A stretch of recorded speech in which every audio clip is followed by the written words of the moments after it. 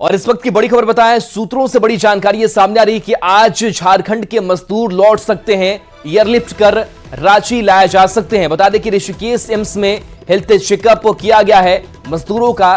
तो 41 मजदूर जो टनल से बाहर निकाले गए, ऋषिकेश एम्स में हेल्थ चेकअप उनका किया गया। और अब खबर सामने सूत्रों से ये सामने आ रही है कि आज झारखंड के मजदूर लौट सकते हैं, एयरलिफ्ट कर उन्हें रांची लाया जा सकता है। बता दें कि झारखंड के सभी कामगार फिट पाए गए हैं, तकनीकी बाधा नहीं होने पर आज वापसी की संभावना है। झारखंड के 3 अधिकारी ऋषिकेश में भी मौजूद हैं और लगातार झारखंड के मजदूरों पर नजर बनाए हुए हैं।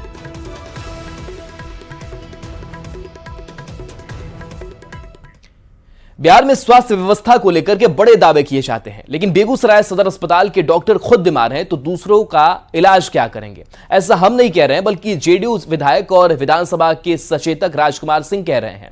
दरअसल राजकुमार सिंह बम धमाके में घायल बच्चों से मिलने सदर अस्पताल पहुंचे थे। इस दौरान बच्चों की गंभीर हालत को देखकर सत्तारूढ़ दल के नेता राजकुमार सिंह डॉक्टर की खोज करने लगे, तो इमरजेंसी ड्यूटी में तैनात एकमात्र डॉक्टर ने बच्चों का इलाज करने से मना ही नहीं किया, बल्कि सचेतक तक से मिलने से इनकार कर दिया। अपने ढेर सारे समर्थकों के साथ अस्पताल पहुंचे राजकुमार सिंह अपनी इस बेइज्जती को देखकर आग बबूला हो गए और डॉक्टर चंदन कुमार को खूब खरी खोटी सुनाई। राजकुमार सिंह ने कहा कि जब यहां के डॉक्टर खुद बीमार हैं तो इलाज क्या करेंगे? विधायक डॉक्टर की बात पर इतने उखड़ गए कि उन्होंने एफआईआर दर्ज करने की भी बात कह डाली। पूरा दोष उसका इस डॉक्टर के ऊपर होगा, क्योंकि उसकी निगरानी में ये 2 बच्चे हैं जो बम से घायल हुए हैं और उनके ऊपर किसी भी प्रकार की कोई डॉक्टर अभी तक उनको नहीं देख पाया है। ये बहुत बड़ी त्रासदी, बहुत बड़ी नेग्लिजेंस है। और इस डॉक्टर ने जिस तरीके से बिहेव किया है और इस फ्लोर पे आने के बाद भी उस बच्चे की जो स्थिति है उसके बाद भी उसको देखे बगैर गया है, तो ये तो बहुत बड़ा नेग्लिजेंस है। और इस नेग्लिजेंस के खिलाफ अगर बच्चे को कुछ हुआ तो सिर्फ और सिर्फ चंदन कुमार के खिलाफ एफआईआर दर्ज होगा और उस एफआईआर को दर्ज हम लोग भी करवाएंगे और उनके खिलाफ कड़ी से कड़ी कार्रवाई करवाएंगे। प्रधानमंत्री नरेंद्र मोदी आज देवघर एम्स में देश के 10,000वें प्रधानमंत्री जनऔषधि केंद्र का लोकार्पण ऑनलाइन करेंगे। इसके उद्घाटन के बाद जेनरिक दवा यहां पर उपलब्ध रहेंगी, जो बाजार मूल्य से करीब 60 से 70% कम दर पर मरीजों को मिल सकेंगी। इसके तहत 600 से अधिक हाई क्वालिटी की दवा और 150 से अधिक सर्जिकल उत्पाद भी दुकान में मौजूद रहेंगे। देवघर एम्स में देश के 10,000वें जनऔषधि केंद्र के लोकार्पण में केंद्रीय स्वास्थ्य मंत्री मनसुख मांडविया भी शामिल होंगे। वहीं गोड्डा सांसद निशिकांत दुबे भी देवघर एम्स में मौजूद रहेंगे। अधिक जानकारी दे रहे हैं देवघर संवाददाता मनीष दुबे।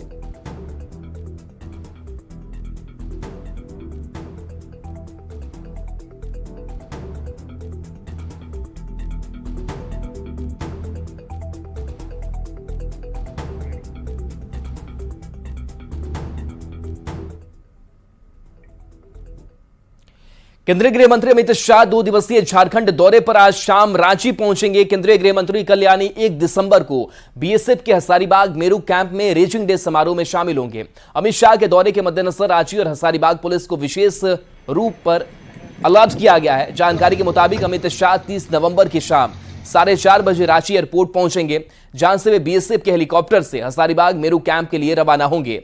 मेरू कैंप में रात्रि विश्राम के बाद वे कल रेजिंग डे समारोह में शामिल होंगे। केंद्रीय गृह मंत्री के इस दौरे को लेकर सुरक्षा की तैयारी पूरी कर ली गई है और पुलिस मुख्यालय की ओर से हर स्तर पर मॉनिटरिंग की जा रही है।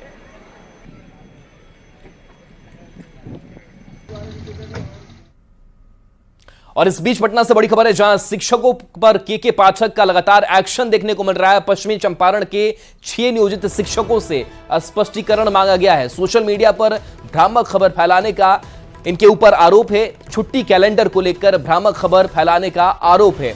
डीपीओ ने सभी शिक्षकों से 24 घंटे में जवाब मांगा है। जवाब नहीं देने पर प्राथमिकी दर्ज करने की बात कही जा रही है। पूर्वी चंपारण में शिक्षक नेता केशव कुमार से भी स्पष्टीकरण की मांग की गई है। केशव कुमार ने छुट्टी कैलेंडर को लेकर विरोध जताया था। डीपीओ पूर्वी चंपारण ने स्पष्टीकरण मांगा है।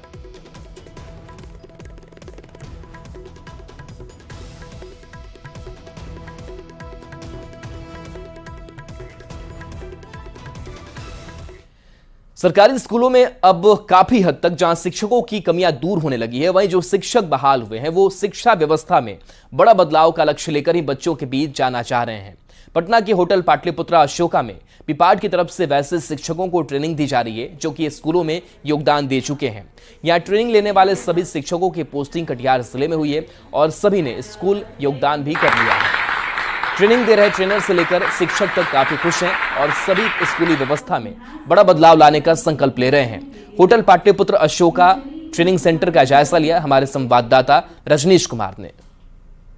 बीपीएससी से पास शिक्षक अभ्यर्थियों की राज्य भर के स्कूलों में पोस्टिंग हो चुकी है और पोस्टिंग के बाद ट्रेनिंग भी दी जा रही है। तो जरा हम बात करते हैं अभ्यर्थियों से ही जो अब शिक्षक बन गए हैं। अब तो आप लोग टीचर बन गए हैं, योगदान दे दिए स्कूल में? हाँ सर, योगदान हो गया स्कूल में। कितनी खुशी हो रही है? मतलब खुशी है कि शब्दों में इसको बयान नहीं कर सकते सर। 2019 से 2023 तक आने में समय लगा, पर यह है कि एक अच्छा सा भविष्य बिहार के लिए तैयार हो रहा है सर। कोई अंदर से भय या कोई सवाल? नहीं सर, भय तो कोई नहीं है। वहां पर जाकर आपने भौतिक रूप से देख लिया?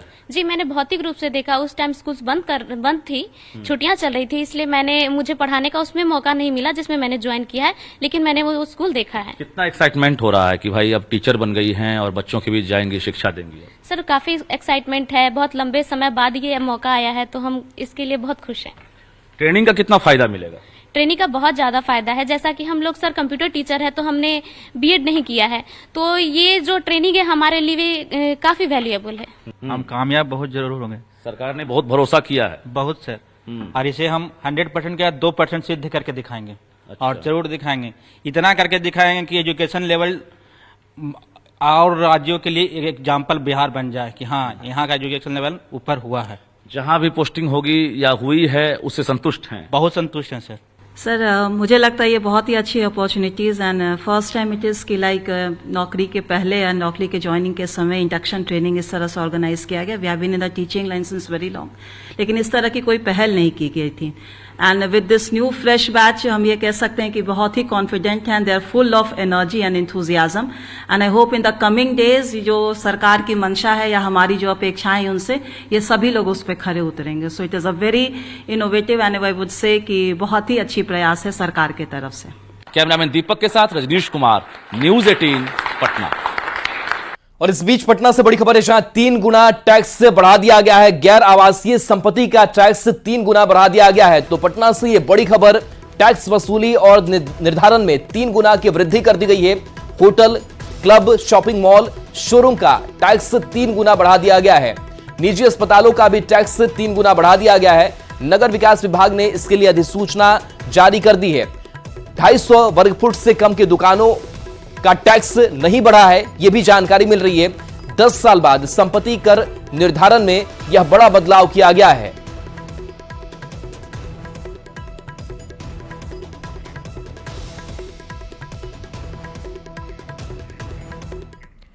गोपालगंज में वायु प्रदूषण तेजी से बढ़ रहा है। यहां एयर क्वालिटी इंडेक्स से यानी AQI 300 के करीब पहुंच चुका है। एयर पोल्यूशन बढ़ने का सीधा असर सांस के रोगियों पर पड़ रहा है।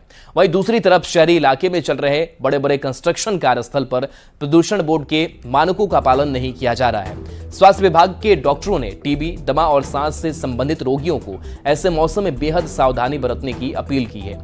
डॉक्टरों का मानना है कि स्मॉग होने की वजह से एयर पोल्यूशन तेजी से बढ़ रहा है। गोपालगंज से मौसम का हाल बता रहे हैं सहयोगी गोविंद कुमार। गोपालगंज में भी प्रदूषण का स्तर लगातार बढ़ रहा है। आज की अगर बात करें तो गोपालगंज में AQI यानी कि एयर क्वालिटी इंडेक्स 300 के करीब पहुंच चुका है।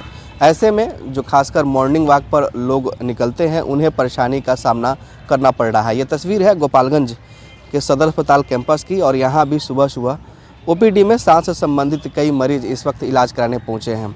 और आप तस्वीरों में भी साफ तौर पर देख सकते हैं कैसे सुबह के वक्त आसमान में काले धुंध छाए हुए हैं।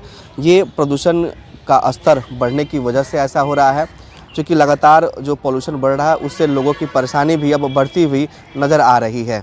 वहीं दूसरी तरफ जो कल कारखाना है और जो कंस्ट्रक्शन का जहां पर काम हो रहे हैं वहां पर पोल्यूशन बोर्ड के मानकों का पालन नहीं किया जा रहा है। तस्वीर के रूप में आप सदर अस्पताल के कैंपस में ही देख सकते हैं कि यहाँ पर अस्पताल की बिल्डिंग बन रही है और यहाँ भी पोल्यूशन बोर्ड के जो मानक है उसका पालन नहीं किया जा रहा है। क्योंकि कंस्ट्रक्शन के वक्त ऐसा कहा जाता है कि ढक कर ही काम करना है, लेकिन ये तमाम जो चीज़ें हैं वो अब नज़र नहीं आ रही। यही वजह है कि जहाँ जहाँ कंस्ट्रक्शन हो रहा है वहाँ पर भी प्रदूषण बोर्ड के मानकों का पालन नहीं किया जा रहा है, दूसरी तरफ सड़कों पर कूड़ा कचरा भी जलाए जा रहे हैं और खेतों में पराली जलाए जा रहे हैं। इस वजह से पोल्यूशन का स्तर लगातार बढ़ रहा है और लोग इससे परेशान हो रहे हैं। गोविंद कुमार, न्यूज़ 18, गोपालगंज। नवादा में इन दिनों आवारा कुत्तों का आतंक देखने को मिल रहा है। हर दिन आवारा कुत्ते लोगों को काटकर जख्मी कर रहे हैं, जिससे इलाज के लिए सदर अस्पताल में भर्ती कराया जा रहा है। सबसे ज्यादा छोटे बच्चों को कुत्ते अपना निशाना बना रहे हैं। रोजाना तकरीबन 60 के करीब लोग नवादा सदर अस्पताल में एंटी रेबीज का डोज लेने के लिए पहुंच रहे हैं। पिछले एक सप्ताह में 250 लोगों से अधिक लोग एंटी रेबीज की डोज ले चुके हैं। हालांकि सदर अस्पताल में रेबीज की वैक्सीन प्रचुर मात्रा में है, लेकिन आवारा कुत्तों पर लगाम लगाने के लिए जिला प्रशासन के पास कोई व्यवस्था नहीं है। ज्यादा जानकारी दे रहे हैं संवाददाता अनिल विशाल। नवादा जिले में इन दिनों आवारा कुत्तों का आतंक है और दिन पर दिन लोग इसके शिकार में आ रहे हैं। शहर से लेकर ग्रामीण इलाकों में कई लोग इसकी चपेट में आ रहे हैं और बड़ी संख्या में लोग नवादा सदर अस्पताल में वैक्सीन लेने के लिए पहुंच रहे हैं। हम नवादा जिले की आंकड़ों की बात करें तो नवादा जिले में विगत एक सप्ताह से 250 से अधिक लोगों को एंटी रेबीज की वैक्सीन पड़ी है और प्रतिदिन शहर के ग्रामीण इलाके हो या शहरी इलाके हो, सभी जगह कुत्तों का आतंक देखने को मिल रहा है। हालांकि व्यवस्था के नाम पे यहाँ अस्पताल के द्वारा महज एंटी रेबीज और उससे जो संबंधित दवाइयाँ हैं उसे देने का काम किया जा रहा है। कुछ लोग यहाँ अभी पहुंचे हैं और जो जानकारी मिली है कि लगभग 1 दर्जन से अधिक लोगों को कुत्ते ने काटा है और लोग अभी यहाँ पे दवाई लेने के लिए पहुंच रहे हैं। अस्पताल के कर्मी हैं, हम उनसे हम जानते हैं।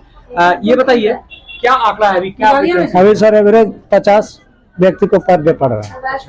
क्या दवाइयाँ हैं पूरी? दवाई तो सब पूरा है, दवाई में कोई तरह का क्या कारण है इतना संख्या में लोग आ रहे हैं? सर अधिकतर देख रहे हैं बच्चा को ही काट रहा है, ज्यादातर बच्चे को काट रहा है। बोल रहा है कि एक ही कुत्ता कई लोगों को काटा जा रहा है।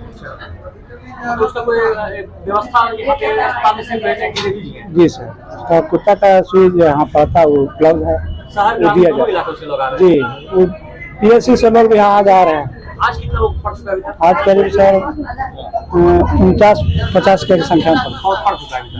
क्या नाम है? मेरा नाम सत्येंद्र कुमार। जैसा कि आपने सुना कि यहाँ पे जो है लोग जो है एवरेज 60 के करीब लोग यहाँ पहुँच रहे हैं और व्यवस्था के नाम पे सिर्फ यहाँ एंटी रेबीज है। ना तो यहाँ जिला प्रशासन को इसको रोकथाम के लिए कोई व्यवस्था है और ना ही यहाँ डॉग कैचर टीम है। तो ऐसे में अगर आपको इन आवारा कुत्तों से सावधान रहना होगा और अपनी सुरक्षा खुद करनी होगी। अनिल विशाल, न्यूज़ 18 नवादा। और हॉकी से जुड़ी इस वक्त की बड़ी खबर है। FIA जूनियर महिला विश्व कप चैंपियनशिप में जूनियर भारतीय महिला हॉकी टीम का शानदार आगाज हुआ है। भारतीय जूनियर महिला टीम ने कनाडा को 12-0 से हरा दिया है। खास बात रही कि इस मैच में झारखंड की दीपिका सुरेंग ने 3 गोल किए। FIH जूनियर महिला विश्व कप में भारत की अब तक की सबसे बड़ी जीत है। आपको बता दें कि चिली में जूनियर विमेंस हॉकी वर्ल्ड का आयोजन हो रहा है, जहां से भारतीय टीम की जीत की बड़ी खबर सामने आई है।